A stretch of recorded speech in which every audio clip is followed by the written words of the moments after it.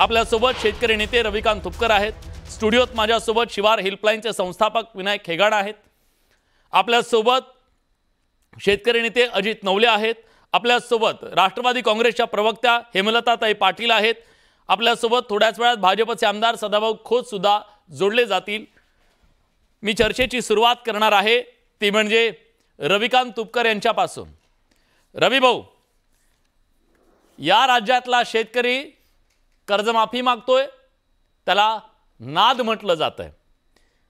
एक प्रकारे आज अस्वस्थ असलेल्या शेतकऱ्याच्या, रक्तबंबाळ झालेल्या या शेतकऱ्याच्या त्या जखमेवरती मीठ चोळण्याचा हा प्रकार आहे का? मला असं वाटतं संबंध महाराष्ट्रातल्या शेतकऱ्यांचा अपमान करण्याचं काम या वक्तव्यातून मंत्री महोदयांनी केलेलं आहे. एक तर निवडणुकीपूर्वी तुम्ही तिन्ही पक्षांनी सांगितलं होतं की आम्ही कर्जमुक्ती करू, आणि आता सरकार आल्यावर तुम्ही कर्जमुक्ती करायचं सोडून उलट शेतकऱ्याच्या जखमेवर मीठ चोळताय, त्यांचा अपमान करताय. माझं म्हणणं आहे, भीक नको पण कुत्रावर अशी म्हणायची वेळ आमच्यावर आलेली आहे. कर्जमाफीचा नाद लागलाय काय, हा शब्द काही साधा सोपा शब्द नाही. आमच्या अस्मितेवर घाला घालण्याचं काम तुम्ही करताय, लक्षात ठेवा. आणि मंत्री महोदयांना कोणते कोणते नाद आहे त्याचं काय काय आम्ही स्पष्टीकरण द्यायचं. इथं शेतकऱ्याचा अपमान कदापि खपून घेतला जाणार नाही. उलट मंत्र्यांनी दिलासादायक वक्तव्य करणं गरजेची आहेत, शेतकऱ्यांना उभारी देणारी वक्तव्य करणं गरजेची आहेत. असं असताना शेतकऱ्याच्या जखमेवर मीठ चोळणं, शेतकऱ्याला अशा पद्धतीने अपमानित करणं हे अत्यंत दुर्दैवी आहे. आणि महाराष्ट्रातला शेतकऱ्याचा पोरगा कदापि खपून घेणार नाही. त्यांनी दिलगिरी पण कशी व्यक्त केली, जशी काही कोणाला वाईट वाटलं असेल तर मी दिलगिरी व्यक्त करतो. वाईट वाटलं म्हणजे काय, आम्हा सगळ्या महाराष्ट्रातल्या शेतकऱ्यांना प्रचंड वाईट वाटलेलं आहे. अरे तुम्हाला देता येत नसेल तर देऊ नका, पण किमान आमचा अपमान तरी करू नका. आज ओल्या दुष्काळानं महाराष्ट्रातला शेतकरी मरणाच्या दारात उभा असताना तुम्ही दिलेलं पॅकेज हे तोकडं आहे, त्याच्यामध्ये काही होणार नाही. आणि अशा परिस्थितीमध्ये वरतून तुम्ही अशी भाषा वापरताय, याला सत्तेचा मान आणि पैशाची मस्ती याच्या पलीकडे दुसरं वाक्य वापरता येणार नाही. मी माझं मंत्री महोदयांना सांगणं आहे की दिलगिरी व्यक्त करून चालणार नाही, माफी मागितली पाहिजे. आणि अशाच पद्धतीनं जर वाचाळवीर मंत्री असतील तर त्यांना मुख्यमंत्र्यांनी आणि दोन्ही उपमुख्यमंत्र्यांनी तंब्या दिल्या पाहिजेत. आणि असं जर कोणी करत असेल तर फटाफट यांचे राजीनामे घेतले पाहिजे. प्रश्न माझा तो आहे, किती वेळा द्यायची तंबी आणि कुणाकुणाला तंबी द्यायची हाही प्रश्न आहे. कारण त्या राजीनामा घेतला पाहिजे विलाजी यांचा. मुख्यमंत्री आणि उपमुख्यमंत्र्यांना तंबी देणं एवढं त्यांचं बहुतेक काम राहिलेलं आहे. एवढे एक एक एक एक सगळे अशा प्रकारची वक्तव्य येतात. आपल्यासोबत स्वतः मंत्री महोदय थोड्याच वेळात जोडले जाणार आहेत. आपल्यासोबत सदाभाऊ खोत सुद्धा थोड्याच वेळात जोडले जातील.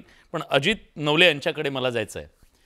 अजितजी, हे वक्तव्य त्यांनी केलं, त्याच्यानंतर त्यांनी त्याच्यावर सारवासारव करण्याचा प्रयत्न केला, पण या वक्तव्यातून काय दिसलं या महाराष्ट्राला? हे बघा, जे त्यांच्या पोटात आहे ते होटात आलेलं आहे. अजित पवार साहेबांच्या पक्षामधलं हे काही पहिलं उदाहरण नाहीये. वारंवार अशा प्रकारची वक्तव्य त्यांच्या पक्षांमधून येत आहेत. कर्जमाफीच्या बद्दल आपली समज काय आहे? उपकार म्हणून आम्हाला कर्जमाफी नकोच आहे. हा शेतकरी जो आहे त्याला जर घामाचं दाम दिलं असतं, वेळोवेळी भाव पाडले नसते, सोयाबीनचे भाव पाडले, कापसाचे भाव पाडले, तुमच्या इतर सर्व शेतीमालाचे भाव वारंवार पाडलेले आहेत, त्यातून जी लूट केली त्या लुटीची वापसी म्हणून आम्ही कर्जमाफी मागतोय, उपकार म्हणून आम्ही कर्जमाफी मागत नाहीये.